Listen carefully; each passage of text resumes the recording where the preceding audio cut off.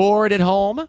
Head over to Chumba Casino and join some serious social casino fun. With hundreds of games at your fingertips, no purchase necessary. You can play anytime, anywhere. There's a special welcome bonus waiting for you when you sign up. Play for fun, play for free, and you can even redeem some great prizes. Visit ChumbaCasino.com and get ready to reel in the fun. Sponsored by Chumba Casino. No purchase necessary. VGW Group. Void where prohibited by law. 18 plus terms and conditions apply.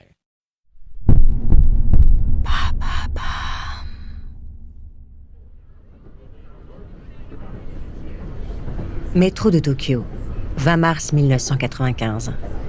Ikuo Hayashi hésite. Il a croisé le regard de cette femme, celle qui se tient debout près de la porte de sortie. Elle ressemble à une mère de famille qui se rend sur son lieu de travail. Sans doute a-t-elle des enfants, dont elle a préparé le petit déjeuner. Ikuo Hayashi hésite encore. La rame est bondée. Il est presque 8 heures du matin. Le haut-parleur annonce la station suivante. Ikuo était d'accord pour provoquer une 3e guerre mondiale, mais il n'était pas prêt à tuer des mères de famille et des enfants. Malgré tout, il doit accomplir sa mission. Il l'a promis au maître. La femme près de la porte lève les yeux du manga qu'elle est en train de lire. Elle range le livre dans son sac. L'homme, qui a croisé son regard tout à l'heure, baisse la tête comme s'il voulait passer inaperçu. À ses pieds, 2 petits sacs en plastique contiennent un liquide incolore. La rame entre en station. Sous l'effet du freinage, les passagers sont secoués et s'accrochent au montant en fer. L'homme tient un parapluie. D'un coup sec de la pointe, il perce le premier sac en plastique, puis il perce le second. La portière de la rame s'ouvre. Ikuo Hayashi saute sur le quai. Il gravit les marches de l'escalator et atteint la surface, où une voiture l'attend pour le ramener au quartier général de la secte Aum. Assis à l'arrière, Ikuo se fait une injection d'atropine, un antidote que l'on utilise en cas d'exposition à des émanations de gaz sarin. Quand les hurlements montent de la rame de métro, la voiture est déjà au carrefour suivant. Ikuo ne perçoit rien du carnage qu'il vient de provoquer. Il n'entend pas les gens pris de convulsions, ceux qui appellent à l'aide et ceux qui toussent les poumons en feu. Avec une dizaine d'autres disciples, Ikuo Hayashi vient de participer à une attaque chimique dans le métro de Tokyo. 13 morts, 6252 blessés, dont 1124 garderont des séquelles à vie. L'attentat a été ordonné par Shoko Asahara, le créateur de la secte Aum Shinrikyo, vérité suprême en japonais. Le but ? Provoquer une 3e guerre mondiale, seule capable, selon lui, de purifier l'humanité de ses défauts.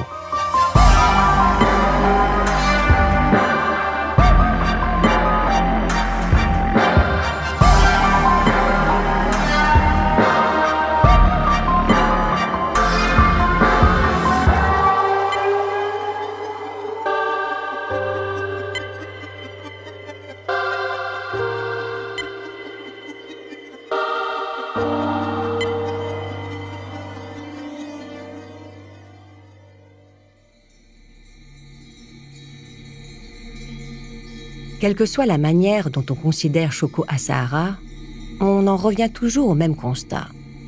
C'est un gourou. Comme Charles Manson, Jim Jones, David Koresh. Même paranoïa, même besoin de manipuler les autres, même tendance à se prendre pour Dieu et même sermon sur la fin imminente du monde. Ce que Asahara apporte de nouveau est une obsession apocalyptique. L'humanité est condamnée à vivre l'Armageddon. Autrement dit, sa destruction quasi complète. Cette destruction est indispensable car elle seule peut purifier l'être humain et rétablir une relation apaisée et harmonieuse avec la nature. Dans ses prêches, Asahara mélange des références confuses et mal maîtrisées qu'il interprète au gré de ses besoins. L'Apocalypse de Saint Jean, les prédictions de Nostradamus, les pratiques bouddhistes ou des exercices empruntés aux théoriciens du New Age. Le gourou recycle aussi des concepts du nazisme Il cite régulièrement Hitler et fonde son rêve de purification humaine sur la science et la médecine.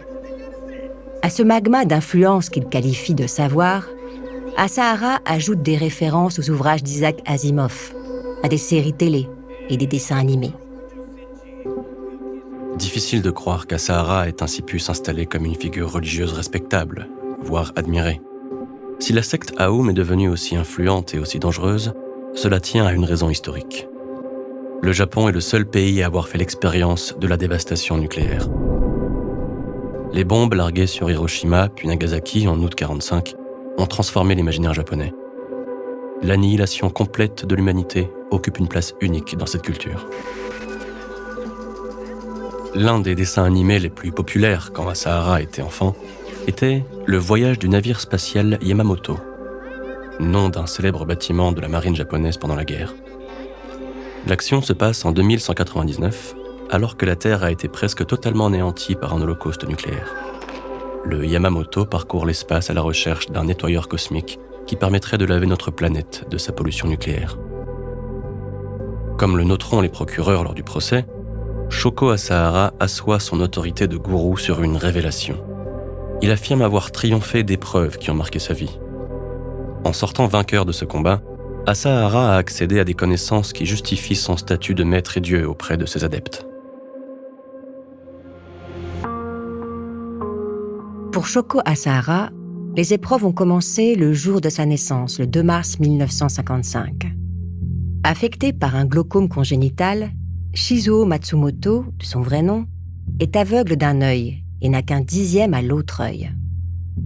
2 de ses frères sont atteints par la même malformation. Le père Matsumoto est artisan. Il fabrique des tatamis dans un village pauvre de l'île de Kyushu, dans le sud de l'archipel. Ne pouvant contribuer aux travaux domestiques, Shizuo est inscrit dans une école pour enfants handicapés. Il bénéficie d'une bourse et d'un statut de pensionnaire. Dans ce royaume des aveugles, Shizuo est borgne. Il est donc le roi. Grand et costaud, Shizuo ne passe pas inaperçu. Les profs remarquent surtout son comportement avec ses camarades. Dans les chambrées, ils organisent des épreuves de lutte. Des combats façon Fight Club, mais pour les aveugles. Si un élève refuse de se battre, Shizuo se charge de lui administrer lui-même une correction. N'étant pas totalement aveugle, Shizuo prend l'habitude d'exploiter ses camarades. Quand il les guide pour aller manger une soupe de nouilles en ville, ce sont eux qui lui payent son repas. Sur la fiche signalétique que les élèves remplissent en début d'année scolaire, Shizuo a écrit qu'il veut devenir Premier ministre. Il parle bien, il est convaincant, il a un talent pour raconter des histoires. Les gens l'écoutent et se laissent convaincre. Shizuo Matsumoto passe 20 ans dans cette école spécialisée. 20 ans à ruminer sur son sort, à se répéter qu'il est différent, à nourrir une haine viscérale de ses semblables.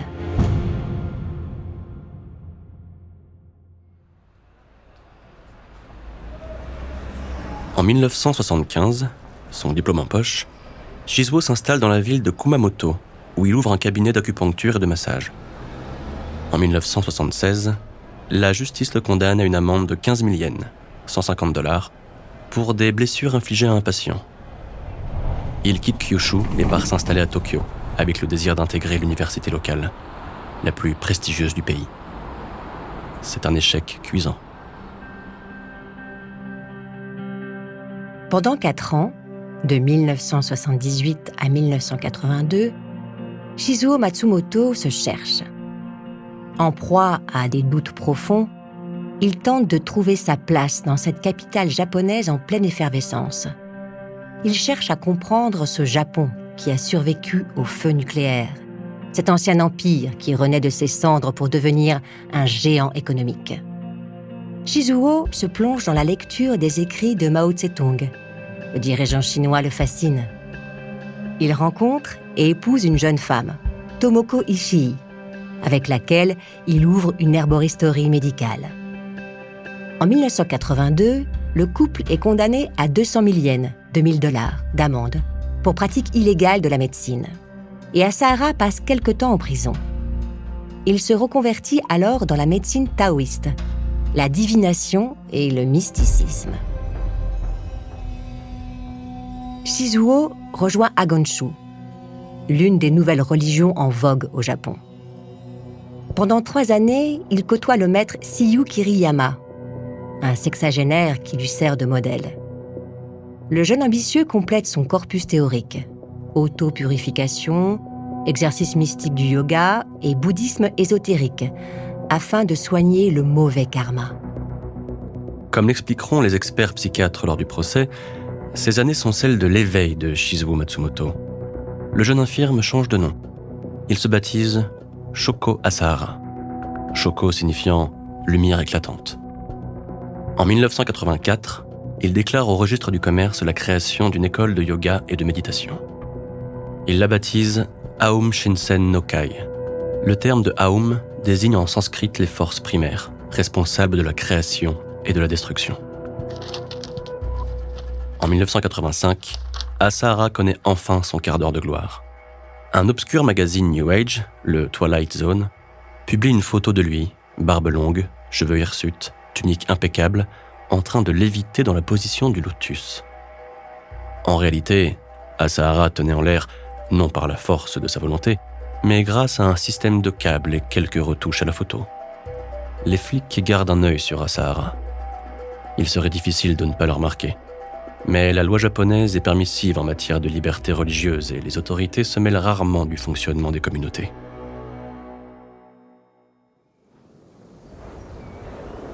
Manipulateur de talent, Asahara apporte un soin tout particulier à la construction de sa propre légende. En 1986, alors qu'il médite dans un monastère de l'Himalaya, il annonce avoir été touché par une nouvelle illumination qu'il qualifie d'ultime. Cette illumination lui a fourni le savoir nécessaire pour préparer la fin du monde. D'un sermon à l'autre, la date théorique de cet apocalypse varie fortement. Elle se situe entre le début des années 1990 et celui des années 2000. Cela dépend de l'inspiration du moment. En 1987, Shoko rebaptise son école. Elle devient Aum Shinrikyo, l'endroit où l'on enseigne la vérité suprême. Les adeptes affluent de tout le Japon. Aum crée des antennes dans plusieurs pays, en Allemagne, aux États-Unis ou en Russie, où le thème de la destruction purificatrice trouve un écho dans la culture locale. L'organisation politique de la secte reprend le modèle exact du Japon impérial pendant la Seconde Guerre mondiale. Aum est une communauté pyramidale. Au sommet, trône Shoko Asahara, qui se présente comme le futur empereur du Japon. Autour de lui, des proches et des membres de sa famille, femmes, enfants et confidents. Ensuite, des ministres ayant en charge des domaines précis, santé, construction, bien-être ou sécurité, et enfin, des conseillers et des fidèles fiables. Le plus étonnant est que les prophéties d'Asahara n'effraient pas le public. Au contraire, nombre de Japonais expriment un désir de spiritualité dans une société marquée par la surconsommation et les mutations technologiques. Asahara donne des conférences dans des universités, à Tokyo et ailleurs. Partout, il reçoit un accueil attentif des étudiants, notamment les moins bien intégrés d'un système scolaire fondé sur une compétition acharnée. En 1989, la secte Aum obtient officiellement le statut d'organisation religieuse. Dans un manga à son nom, Asahara explique avoir reçu un message de la déesse Shiva. « Il est temps de déchiffrer le livre de l'Apocalypse et d'entamer l'œuvre de salut d'Aum », annonce-t-il. « Je suis désormais l'incarnation de Shiva, de Bouddha et de Jésus-Christ, dans un même corps. » Parmi les fidèles les plus fervents, le gourou a créé un groupe, les Shuke, autrement dit, les renonçants. Ces adeptes abandonnent leur famille, leur travail, leurs amis et tout ce monde pour rejoindre la communauté.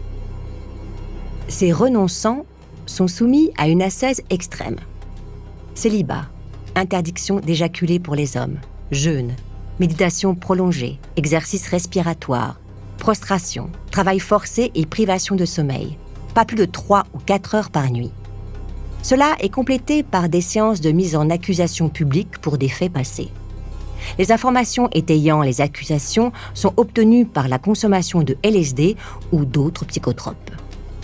Les adeptes récalcitrants sont soumis à des thérapies de choc imaginées par Seiichi Endo, le chef du groupe scientifique de la secte.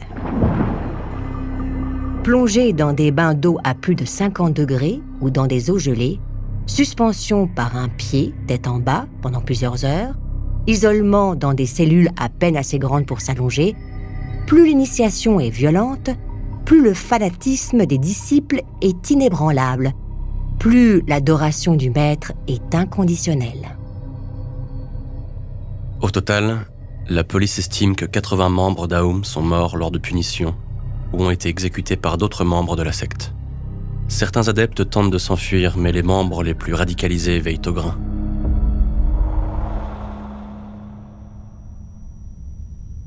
Février 1989.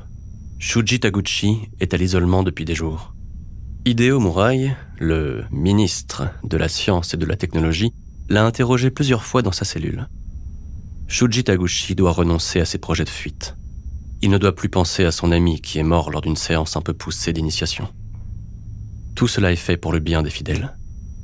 Taguchi écoute le sermon d'Hideo Murai, puis il secoue la tête. Cette secte est un endroit maudit et dangereux. Hideo Murai est un bon disciple. Il a étudié à l'université d'Osaka. Son rêve est de parvenir à une métamorphose de l'être humain. Quand Asahara le rencontre en 1987, il perçoit tout de suite l'avantage de recruter un fanatique. Murai tire de la poche de sa tunique une corde de chanvre. 4 autres adeptes tiennent Shuji Taguchi fermement et l'empêchent de bouger. Murai passe la corde autour du cou de Shuji et il serre. Shuji s'éteint, comme on souffle une bougie, sans bruit. Asahara justifie ce meurtre par l'harmonie de la communauté. Hideo Murai a rendu un immense service à Shuji Taguchi, affirme le gourou. Murai a mis fin à une perversie engendrée par le monde. C'est le début de l'engrenage. Ceux qui se mettent en travers de la voie tracée par Shoko Asahara méritent de mourir. Avant de continuer cet épisode, nous voulions vous remercier pour votre écoute. Si vous voulez continuer de nous soutenir, abonnez-vous à la chaîne Bababam Plus sur Apple Podcasts. Cela vous permettra une écoute en avant-première et sans interruption. Ou bien écoutez ce message de notre partenaire, sans qui ce podcast ne pourrait exister. Ne partez pas. On se retrouve tout de suite.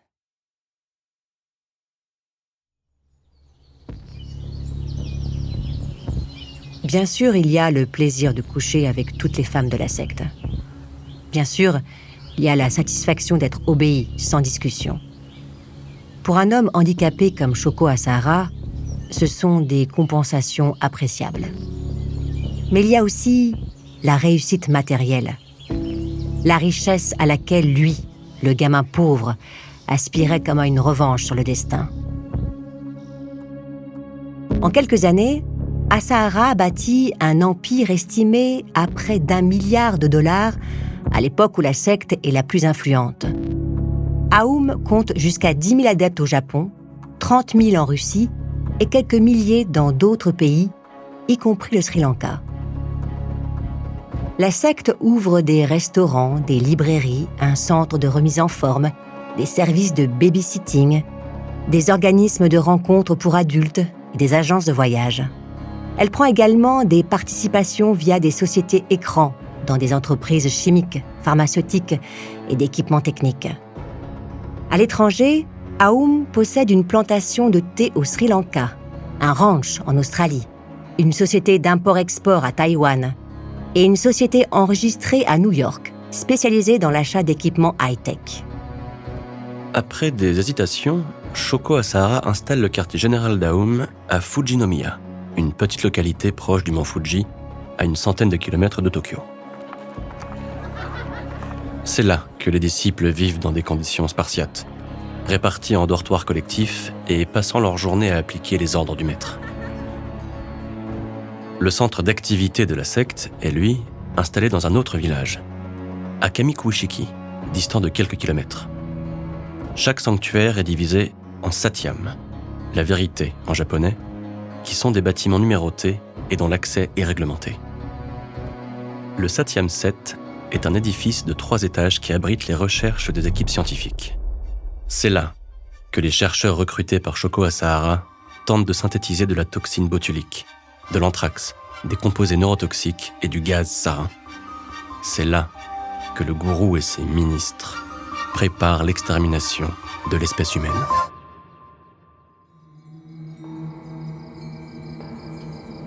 Pour financer l'Armageddon, Shoko Asahara a besoin de tout le fric qu'il peut collecter.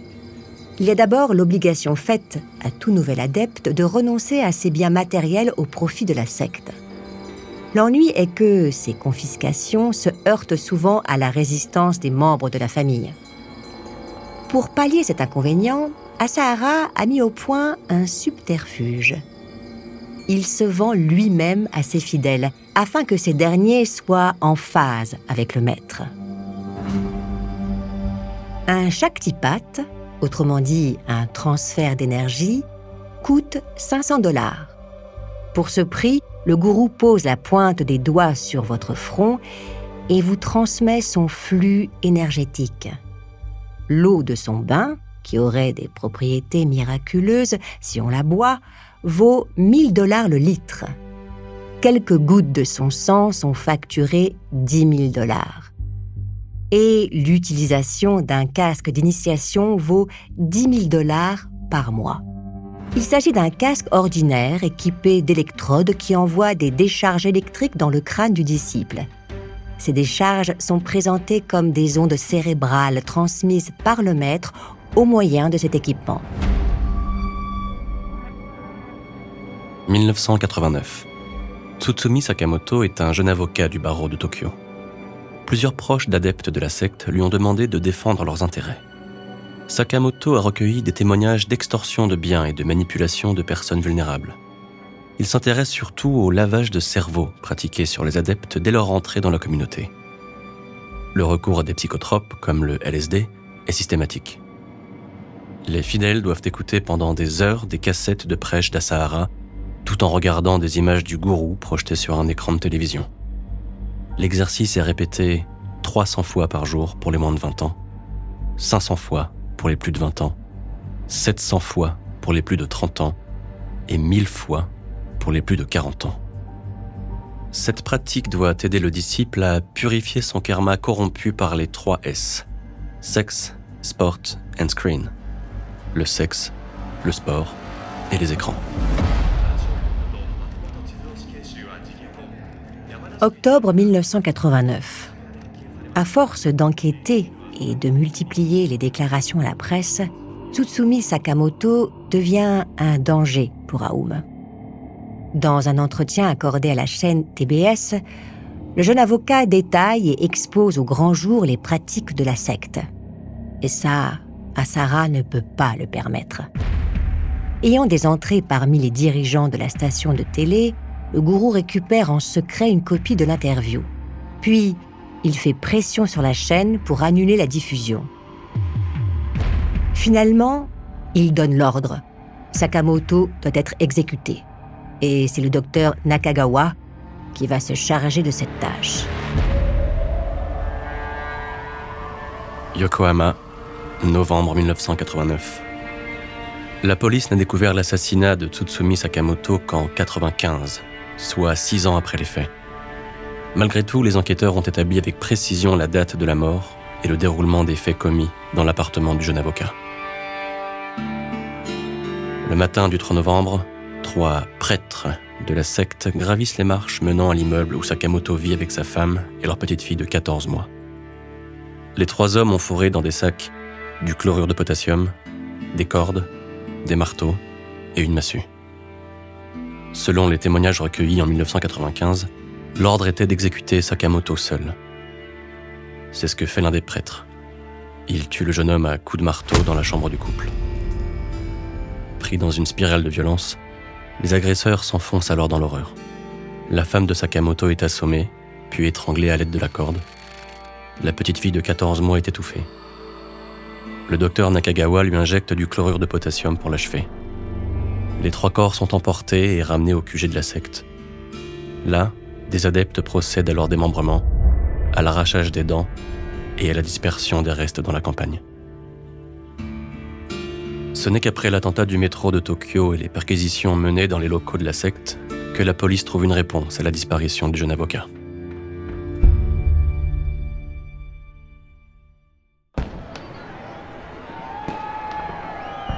Cette année 1989 s'achève pour Shoko Asahara sur un sentiment de toute puissance. Aum est reconnue comme communauté religieuse. Elle bénéficie donc de l'exonération d'impôts sur tous les dons qu'elle reçoit. L'avocat Sakamoto a été éliminé et personne s'inquiète de sa disparition. Asahara savoure le goût de l'impunité. Il a le sentiment que rien ne peut l'arrêter. Le pouvoir lui paraît à portée de main. En février 1990, le gourou lance des candidats aux élections législatives. 512 députés doivent être élus à la Diète, la Chambre des représentants. À Tokyo et dans sa région, Aum soutient 25 candidats. Les adeptes font campagne en tunique de méditation et en portant des masques à l'effigie de leur maître. Ils déclinent les thèmes de la fin du monde et de la corruption de l'espèce humaine appelée à se transformer pour survivre. Dans un Japon où la contre-culture touche une partie de la jeunesse et où les thèmes apocalyptiques résonnent avec l'histoire, la campagne d'Aum ne parvient pourtant pas à faire entendre sa voix. Le programme est flou, les propositions sont incompréhensibles, le message est anxiogène et la secte n'a pas d'organisation partisane structurée. Comme prévu, les élections législatives sont un fiasco pour la secte et pour Asahara. La vexation qu'éprouve le gourou est immense. Et il prend cet échec de manière personnelle. Cela le renforce dans sa théorie d'un complot des Juifs et des francs-maçons pour soumettre la société japonaise et au-delà l'ensemble du monde. La réponse à cette frustration brûlante est la violence, seule capable d'effacer les injustices dont Asahara s'estime victime et de réformer une société qu'il affirme condamnée à l'extinction. Le gourou ordonne à ses équipes de chercheurs d'accélérer la production de substances chimiques dans des quantités industrielles. Plus Shoko Asahara voit son pouvoir s'étendre, plus sa paranoïa devient une composante centrale du fonctionnement de la secte. Selon les experts psychiatres qui ont eu à traiter le cas du gourou pendant son procès, Asahara vit à partir des années 90 une mutation psychologique. Le thème de l'Armageddon devient la colonne vertébrale de ses sermons. La mort est le salut du monde. La mort est une vertu. Participer à la mort me conduira dans un monde meilleur. C'est le mantra qu'il fait chanter à ses disciples lors d'une retraite près de l'île d'Okinawa. À cette occasion, il leur confirme l'imminence de l'apocalypse et fournit une date, 1995. Dans une vision, il a reconnu les présidents américains et russes se livrant à une guerre planétaire. Cette obsession de la fin du monde se conjugue avec une obsession exterminatrice. Entre 1990 et 1995, la secte procède à 14 expérimentations chimiques et bactériologiques. Par chance, ces attaques ne font quasiment pas de victimes. Malgré tout, la justice et la police font preuve pendant plusieurs années d'une surprenante indifférence. Le cadre légal régissant les communautés religieuses au Japon est plus souple qu'en France et les autorités ne se mêlent guère de leurs activités. Bâtiment Satyam 7, 1990. Asahara passe beaucoup de temps dans le laboratoire secret installé dans le village de Kamikyushiki, près du mont Fuji. Le gourou suit au plus près les progrès de ses équipes scientifiques. Asahara a demandé à Seiichi Endo, un ancien vétérinaire promu ministre de la Santé et du Bien-être, de mener des expérimentations bactériologiques. Shoko Asahara est ravi. Grâce aux contacts qu'il entretient en Russie, il a pu accéder à des technologies de niveau militaire. Ces chercheurs ont réussi à produire de petites quantités de toxines botuliques et de bacilles de l'anthrax.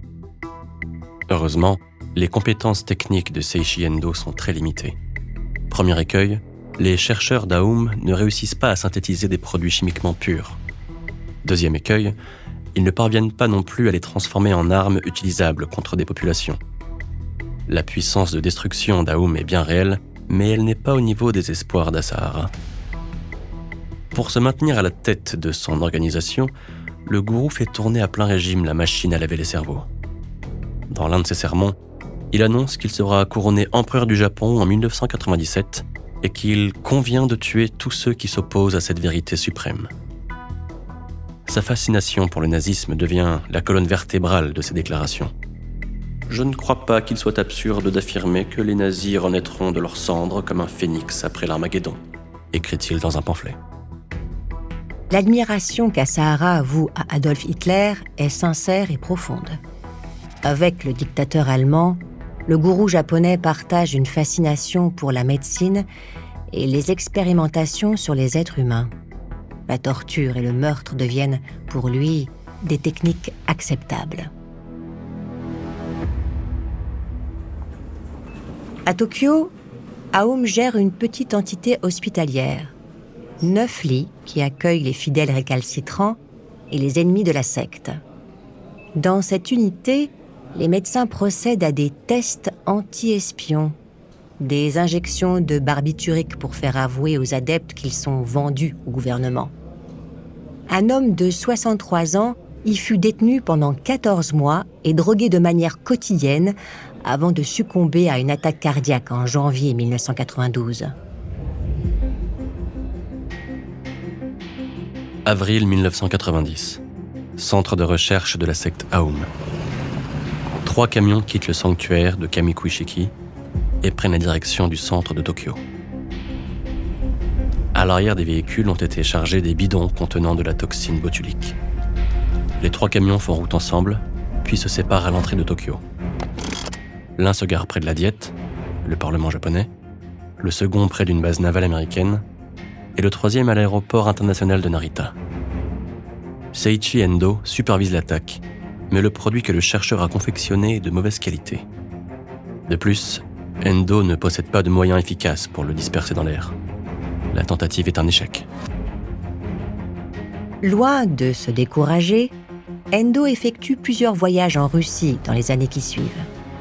En juin 1993, il tente de disperser une forme dégradée de toxine botulique près du palais impérial où est prévu le mariage du prince héritier, Naruhito, qu'Asahara considère comme un ennemi juif japonais. Nouvel échec cuisant.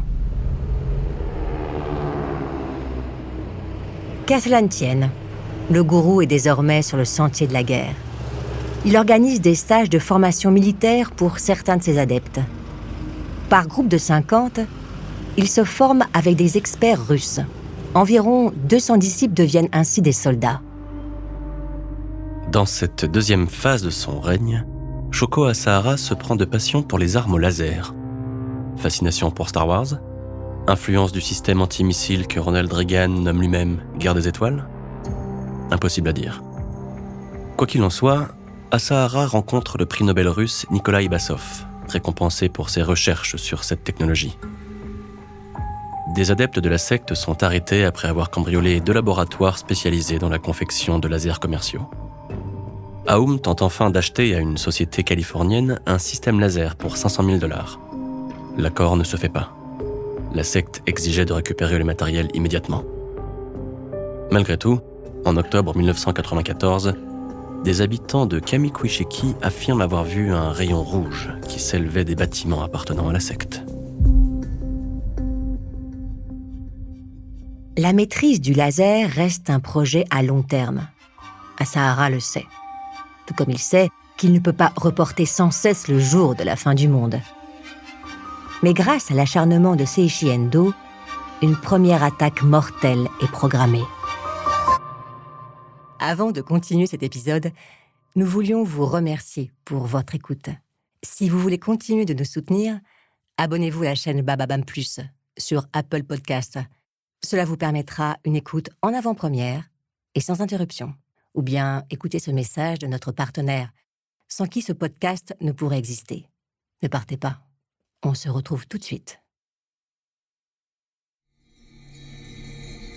À partir de 1994, Shoko Asahara entre dans ce qu'on pourrait qualifier la troisième phase de son règne.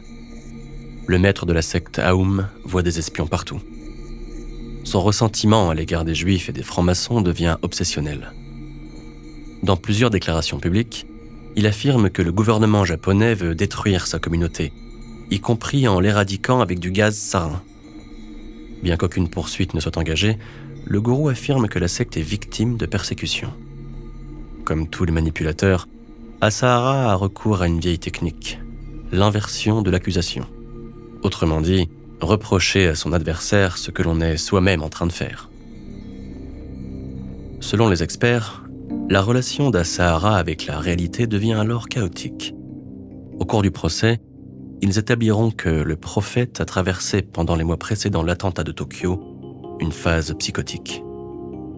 En plus d'être paranoïaque, Asahara entretient un lien très fragile avec la vérité. Mentir est chez lui une seconde nature. C'est de cette façon qu'il a réussi à devenir ce qu'il est, un personnage adulé par des fanatiques prêts à se sacrifier pour lui, prêts à mourir s'il en donne l'ordre. Désormais, il n'y a pas d'autre option que le terrorisme, affirme-t-il à un petit groupe d'adeptes en 1994. Vous devez être prêt à mourir. Toute contestation de ces paroles devient un affront insupportable. Toute critique devient une menace existentielle pour la communauté. Et personne n'est à l'abri de la colère du maître.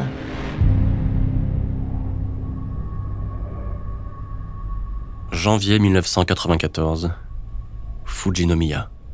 Kotaro Uchida est pharmacien. Il a rejoint la secte à la fin des années 80. À cet instant précis, Uchida est assis les bras liés dans le dos. Face à lui, le docteur Nakagawa, organisateur des meurtres de la famille Sakamoto en 1989, lui demande de se calmer. Depuis 2 ans et demi, Uchida s'occupe d'une patiente souffrant de la maladie de Parkinson. Aum a soutiré 45 millions de yens, soit 450 000 $, à la vieille dame avant qu'Uchida décide de lui porter secours. Nakagawa tend une corde à Hideaki Yasuda, le fils de la malade. « Tu dois exécuter cet homme », annonce Nakagawa.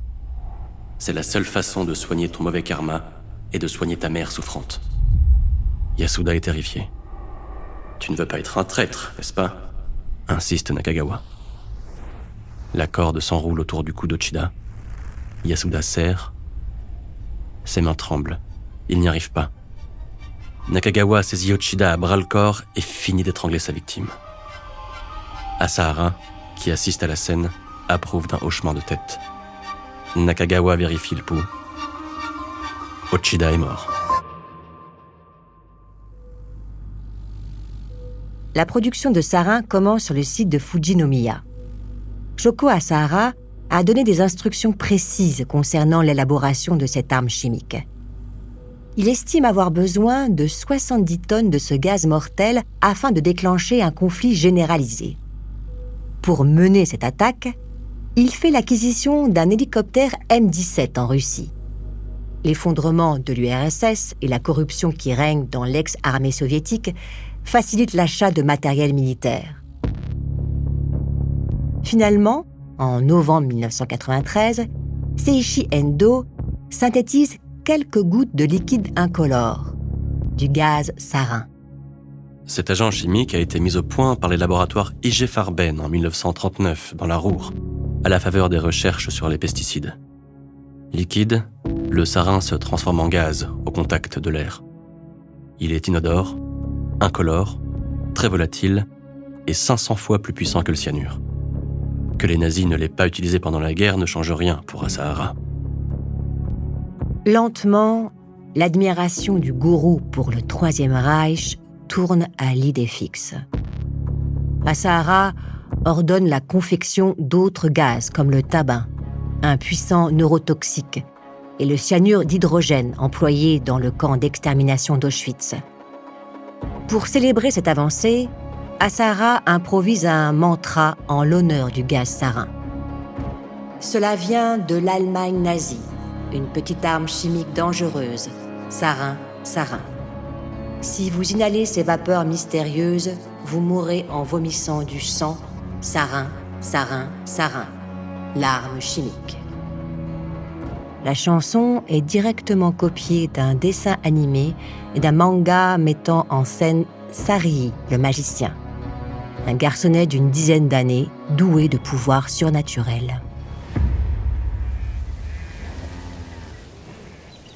La première expérimentation grandeur nature a lieu au tout début de 1994. Aoum a acheté un ranch dans l'ouest de l'Australie. Un coin tranquille, à l'abri des regards indiscrets et des fouineurs en tout genre. Au milieu du bush australien, les adeptes de la secte répandent le neurotoxique sur un troupeau de moutons. Le résultat est conforme à leurs attentes. Les bêtes crèvent en quelques minutes. Quand les rangers viennent inspecter l'exploitation qu'ils pensent à l'abandon, ils découvrent les carcasses d'animaux. Les occupants sont partis depuis longtemps. Le gourou est satisfait. Il a à sa disposition une arme redoutable, facile à fabriquer et dont il attend des effets dévastateurs. Pour l'instant, les chercheurs ne parviennent qu'à produire une forme impure du sarin. Tant pis. Asahara reste confiant. Ses docteurs finiront par reproduire la bonne formule. Ce n'est qu'une question de temps. D'autres essais sont nécessaires pour vérifier l'efficacité sur les êtres humains. 27 juin 1994. Matsumoto est une ville touristique avec ses sources d'eau chaude et ses pistes de ski en plein centre du Japon. Depuis plusieurs mois, Shoko Asahara souhaite acquérir un terrain à Matsumoto pour installer un sanctuaire d'Aoum dans la province riche de Nagano. Mais 3 juges locaux refusent d'accorder au gourou les autorisations nécessaires. Cette résistance des magistrats provoque l'agacement d'Asahara. Comment des fonctionnaires vendus à un gouvernement tyrannique ont l'audace de s'opposer à ma volonté ? La patience n'étant pas la première vertu du guide spirituel, il donne l'ordre de se débarrasser de ces 3 gêneurs.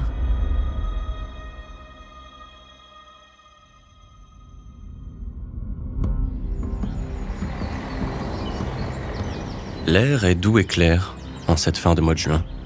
Les curistes et les touristes ne prêtent aucune attention aux 3 camionnettes qui circulent depuis la veille dans le centre de la ville. En début de soirée, alors que le soleil se replie à l'horizon, les 3 véhicules se retrouvent sur un parking. À l'intérieur de chaque camionnette, un bidon de 20 litres de sarin et 30 batteries branchées sur un vaporisateur. 6 adeptes de la secte, 2 par véhicule, s'injectent de l'atropine, l'antidote contre le sarin, et enfilent des masques à gaz. Munis des adresses des magistrats, ils remontent en voiture. À l'approche du centre, ils actionnent le vaporisateur qui souffle un nuage invisible et mortel. Le sarin se répand dans les rues. Il pénètre dans les maisons dont les fenêtres sont ouvertes en cette belle journée d'été. Les habitants sont pris de vertige. D'autres suffoquent, la poitrine en feu. Certains s'effondrent en vomissant peu après le passage des camionnettes. La panique se répand comme une traînée de poudre dans cette localité d'ordinaire si tranquille. Les adeptes n'ont pas le temps d'arriver chez les juges qu'ils voulaient tuer. Derrière eux, le chaos est tel qu'ils préfèrent s'enfuir avant d'avoir fini leur mission. Le bilan est terrible.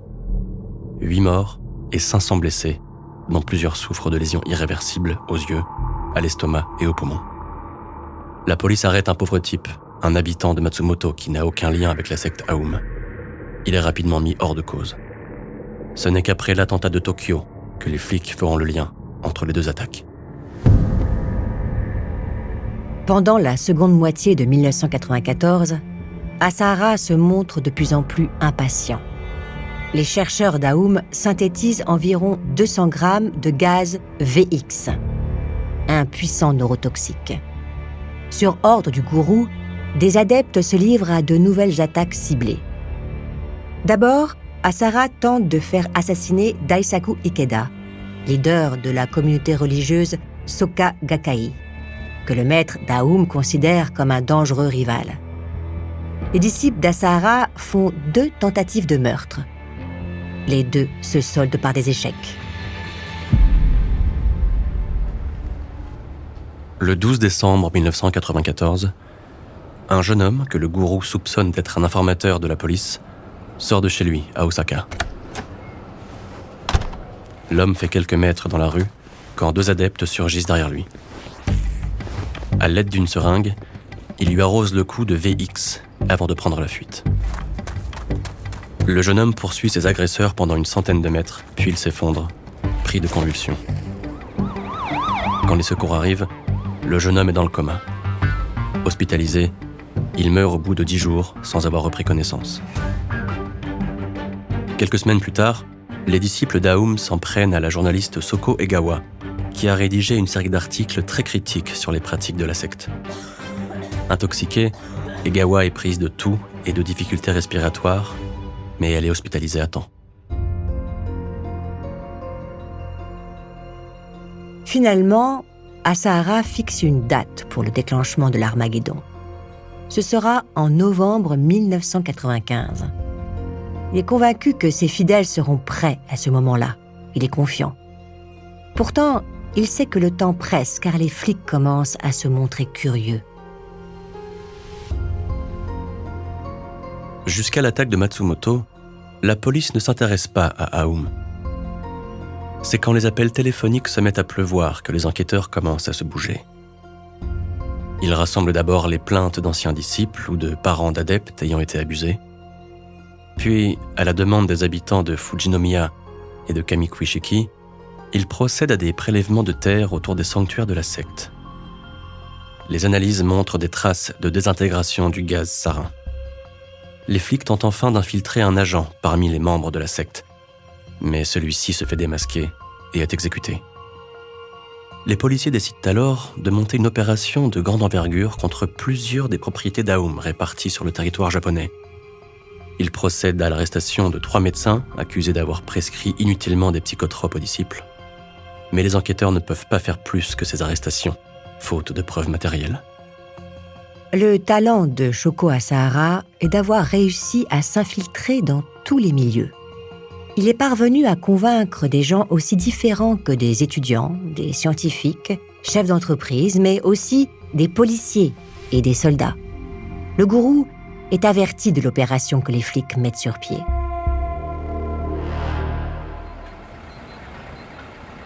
Début 1995, Asahara ordonne la démolition du Satnyam 7, le laboratoire secret dans lequel était confectionné le sarin à Kamikuishiki. Tous les équipements sont retirés.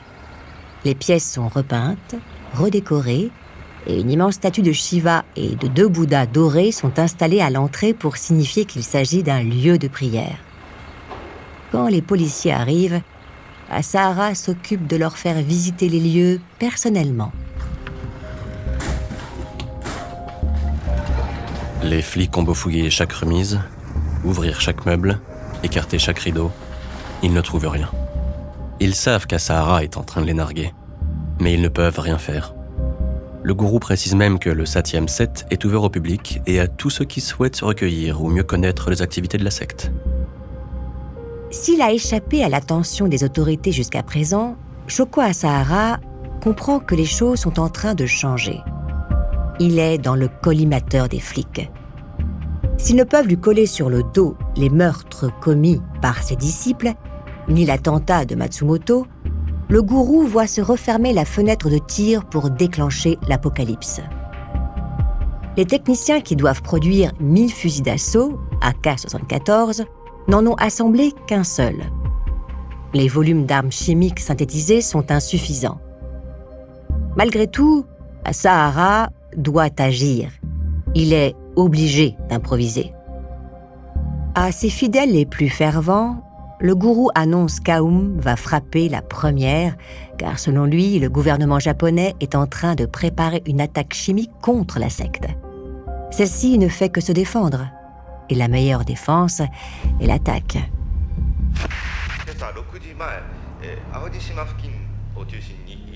Un événement inattendu vient apporter une confirmation au sermon alarmiste de Shoko Asahara. le 17 janvier 1995, la région de Kobe est touchée par un puissant tremblement de terre. Près de 6500 morts, 44 000 blessés et des dizaines de milliards de yens de destruction. Pour Asahara, cette manifestation de la Terre est la preuve de l'imminence de la fin des temps. Ce séisme meurtrier est le signe annonciateur d'une nouvelle ère qui ne peut s'ouvrir que sur une disparition quasi complète de l'espèce humaine. Avec ses fidèles les plus proches, le gourou met au point des détails d'une attaque au sarin contre le métro de Tokyo. L'objectif de cet acte terroriste est de faire diversion. Asahara veut détourner l'attention des flics en leur balançant dans les pattes un attentat capable de les occuper pendant des semaines, voire pendant des mois. C'est le temps dont il a besoin pour que son projet puisse aboutir. En quelques jours, Aoum élabore le plus grave attentat commis par une secte en temps de paix dans un pays développé.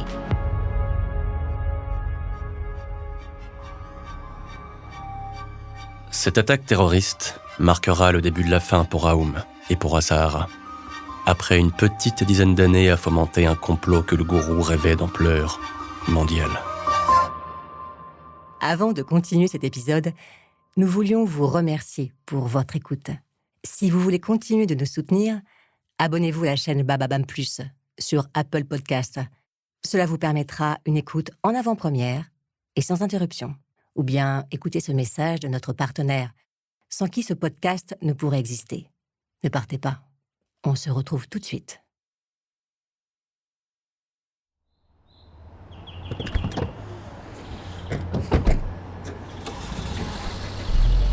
« 20 mars 1995. Fujinomiya. Le soleil n'est pas encore levé quand les 5 voitures quittent le sanctuaire de la secte Aoum, au pied du mont Fuji. En file indienne, les véhicules prennent la direction de Tokyo, située à une centaine de kilomètres. Il est à peine 6 heures du matin. À mesure que les voitures roulent vers la capitale, les lueurs de l'aube se dessinent sur la campagne qui accueille le printemps. Bientôt, les cerisiers seront en fleurs. Suivant les instructions données par Asahara, les voitures se séparent à l'approche de Tokyo. Chacune a une destination précise. Un peu avant 8 heures et presque au même moment, les 5 voitures se garent devant 5 stations de métro différentes. Chaque fois, la même scène se reproduit. Le passager, muni d'un petit sac à dos et d'un parapluie, descend de la voiture tandis que le chauffeur reste au volant. Le passager s'engouffre dans la station tandis que le chauffeur démarre et se glisse dans la circulation. Un rendez-vous a été fixé quelques stations plus loin.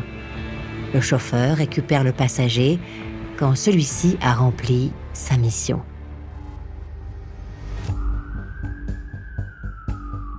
Depuis une semaine, la police tokyoïte est en état d'alerte. S'ils se sont montrés assez peu regardants sur les activités d'Aoum pendant des années, les flics ont changé d'attitude. Les rumeurs d'abus au sein de la secte ont éveillé leur attention.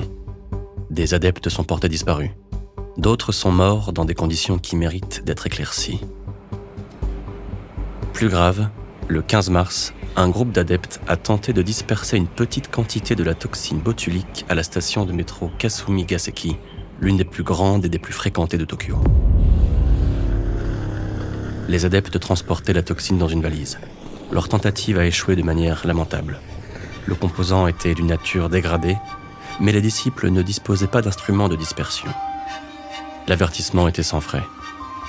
5 jours plus tard, cette fois, les adeptes d'Aoum réussissent leur coup.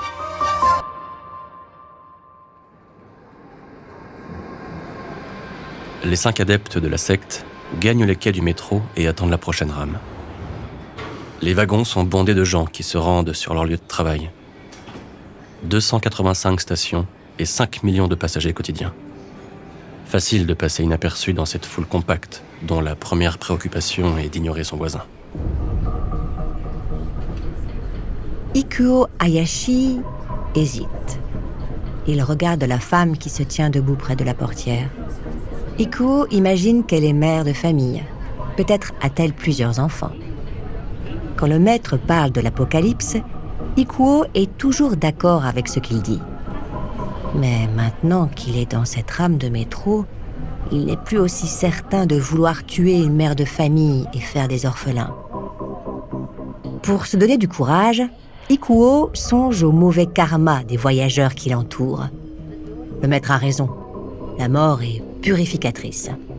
En tuant tous ces gens qu'il ne connaît pas, Ikuo va les sauver. Il ne fait pas ça pour lui, il fait ça pour eux. Le maître a été très clair sur ce point. Ikuo Hayashi fait pivoter le sac qu'il porte dans son dos. Il ouvre la fermeture éclair. Il plonge la main à l'intérieur et en tire 2 petits paquets enveloppés dans des feuilles de papier journal. Méticuleusement, sans lever les yeux, Ikuo Hayashi retire l'enveloppe en journal. Dans chaque main, Ikuo tient un petit sachet en plastique contenant un liquide translucide. Il pose les sachets au sol entre ses pieds afin que personne ne marche dessus. Le métro ralentit à l'approche de la prochaine station. La rame se range à quai. Ikuo est aussi équipé d'un parapluie dont la pointe a été aiguisée. Un petit coup sec sur la première pochette, un petit coup sec sur la seconde pochette. Personne n'a rien remarqué. Très volatile, le liquide se transforme en un gaz incolore et inodore. Dès que la portière s'ouvre, Ikuo se glisse hors de la rame. Il ne peut pas marcher aussi vite qu'il le souhaite. La foule avance en rang compact. Il se laisse entraîner vers la sortie, regardant le bout de ses chaussures comme presque tous les autres passagers. Derrière lui, Ikuo a l'impression d'entendre quelqu'un qui tousse. Il préfère ne pas se retourner. Il continue de gravir les escaliers. Quand il arrive à l'entresol, la curiosité est la plus forte. Il lance un regard en direction du quai. Le train n'est pas reparti. Quelqu'un a dû tirer le signal d'alarme. Ikuo continue d'avancer avec la foule. Soudain, il devine un brouhaha, des exclamations inhabituelles. Il finit de gravir les marches 4 à 4. Quand il atteint la sortie, il perçoit un cri qui monte des entrailles du métro. Un cri, puis un autre cri, puis des hurlements, des bruits de pas, des gens qui se mettent à courir et le bousculent en le dépassant. À l'angle du carrefour, la voiture met son clignotant et se range le long du trottoir. Ikuo ouvre la portière et se jette sur la banquette arrière.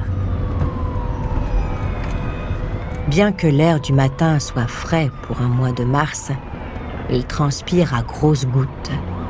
Sa chemise est trempée. De la sueur coule dans ses yeux. Il s'essuie le front d'un revers de manche et fouille dans son sac à dos.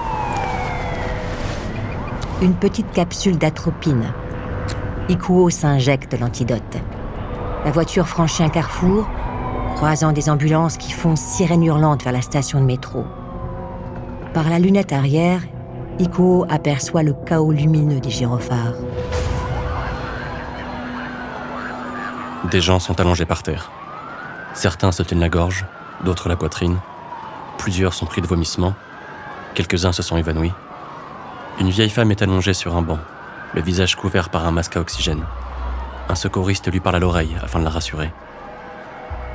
Dans un vacarme de sirènes, de hurlements et de râles, des voyageurs se déversent par vagues sur les trottoirs et jusqu'au milieu des rues. En quelques secondes, l'Armageddon imaginé par Asahara a transformé le centre de Tokyo en zone de guerre. Des gens hébétés, hagards, ne comprenant pas ce qui leur arrive, s'interrogent les uns les autres. Ils tentent de donner un sens à cette folie qui est en train de les emporter. Ikuo et ses 4 complices ont mis à l'arrêt une ville de 14 millions d'habitants. Les services de secours sont dépassés, les hôpitaux sont débordés, les policiers tentent de maintenir un semblant d'ordre.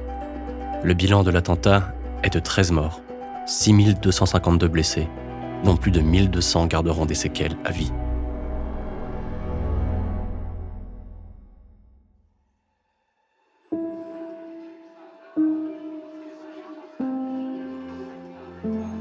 Shoko Asahara a suivi l'attaque assis devant un écran de télévision dans le sanctuaire de Fuji no Miya.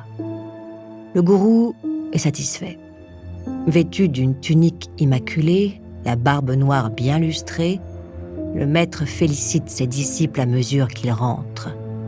Il leur offre des jus de fruits, des petits gâteaux, et il récite avec eux un mantra. Il est bon d'être frappé par la grâce du gourou, par la grande déesse Shiva et par le triomphe de la vérité. Cette fois, la mission est un succès. Un succès qui doit en appeler d'autres, affirme Asahara, soudain galvanisé par la réussite.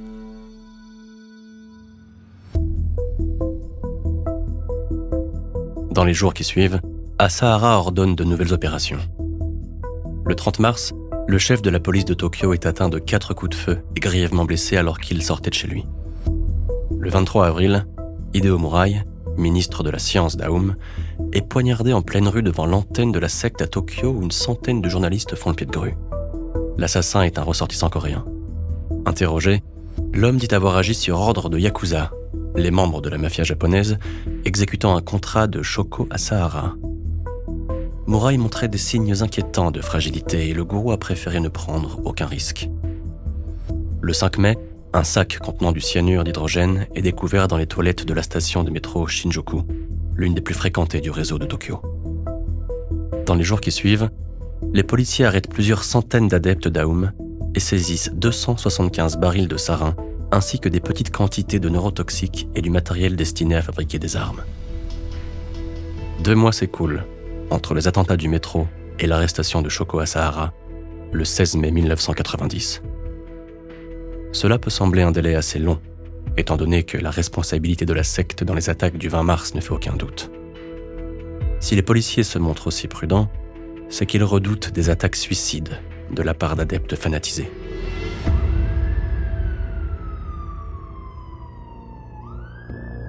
Shoko Asahara est arrêté dans une minuscule cellule du 7e 6 de Kamikyoshiki. Le réduit de 65 cm de large et 2 mètres de long est construit entre le premier et le 2e étage du bâtiment. La cellule est quasiment introuvable, dissimulée entre 2 autres pièces. À en juger par ses cheveux sales, sa tunique crasseuse et ses vêtements empestant l'urine, Asahara vit dans cet endroit depuis plusieurs jours. Quand les policiers ouvrent la porte de sa cachette, le gourou ne pose pas de résistance. Les flics saisissent plusieurs dizaines de milliers de dollars en billets, ainsi qu'un assortiment de pilules et un radiocassette pour écouter ses sermons. Les policiers lui lisent ses droits et l'emmènent à la prison de Kosuge, le plus important centre pénitentiaire du Japon. Perceptible depuis des mois, l'effondrement psychologique de Shoko Asahara s'accélère avec le début de son procès.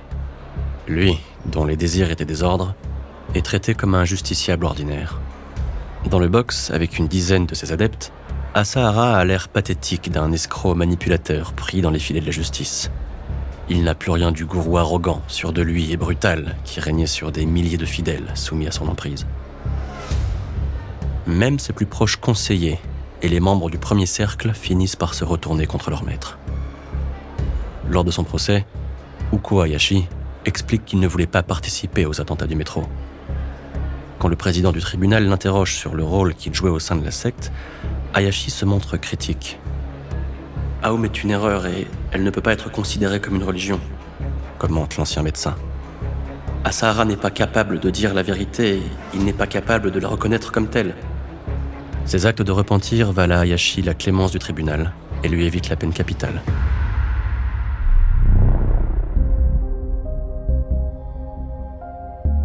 « 20 septembre 1996, tribunal de Tokyo. C'est au tour de Yoshihiro Inoue de lâcher son ancien maître à penser. Quand la question lui est posée, Inoue répond sans hésitation. Shoko Asahara est un faux gourou. Dans le box, le fondateur d'Aum est furieux. La vexation est d'autant plus grande qu'Inoue était son disciple le plus dévoué. Tu finiras en enfer, lança Sahara, qui s'est levé de colère. Le président du tribunal tente de faire rasseoir le prévenu, mais le gourou est incontrôlable. Les gardes l'évacuent dans une cacophonie de cris et d'injures. Au fil des mois, la santé mentale de Shoko Asahara se dégrade de façon spectaculaire. Son apparence physique change elle aussi. Son comportement devient imprévisible. Parfois, il demeure silencieux, refusant de répondre aux questions des juges. Parfois, il marmonne des sermons dans sa barbe et feint d'ignorer où il se trouve. D'autres fois encore, il explose et se met à invectiver les témoins et les experts, obligeant le tribunal à prononcer son renvoi en cellule. « Après la Troisième Guerre, le monde sera rempli d'amour », affirme-t-il à une assistance qui lui est hostile. « C'est de cela que parle la Bible », rappelle-t-il. Le procès dure 8 années. Au bout de tous ces témoignages et de toutes ces preuves accumulées, l'attentat du 20 mars 1995 est considéré comme une tentative de coup d'État. Le 27 février 2004, Shoko Asahara est condamné à la peine de mort. La mort est la question centrale d'une secte comme Aoum. Les gourous du genre de Shoko Asahara partagent tous les désirs de pouvoir, de reconnaissance et de revanche sur un monde qu'ils estiment tyrannique. Les gourous, comme Asahara, ont tous besoin d'effacer ce qu'ils perçoivent comme une injustice. L'originalité de Shoko Asahara tient à une pratique plus insidieuse et plus perverse de son rôle de gourou. Dès la création d'Aoum, Asahara se pose en arbitre ultime de la mort. Pour ses adeptes, il est le seul à pouvoir décider la mort d'autres êtres humains et le seul à pouvoir décréter l'apocalypse. L'homme qui se pensait propriétaire de la mort est pendu le 6 juillet 2018, en compagnie de 6 complices, à la prison de Kosuge. Depuis, Aoum a changé de nom. Elle a été rebaptisée Aleph. La secte compte toujours des membres dans plusieurs pays, notamment en Russie et au Japon, où la communauté est estimée à moins de 2000 membres. Elle est surveillée de manière permanente par la police japonaise, consciente des manquements dont elle a fait preuve. Aleph s'est divisée en plusieurs groupes dissidents. Si leur dangerosité est moindre, la justice rappelle que certains fidèles entretiennent le culte de Shoko Asahara et restent convaincus que l'apocalypse est la seule manière de sauver l'humanité.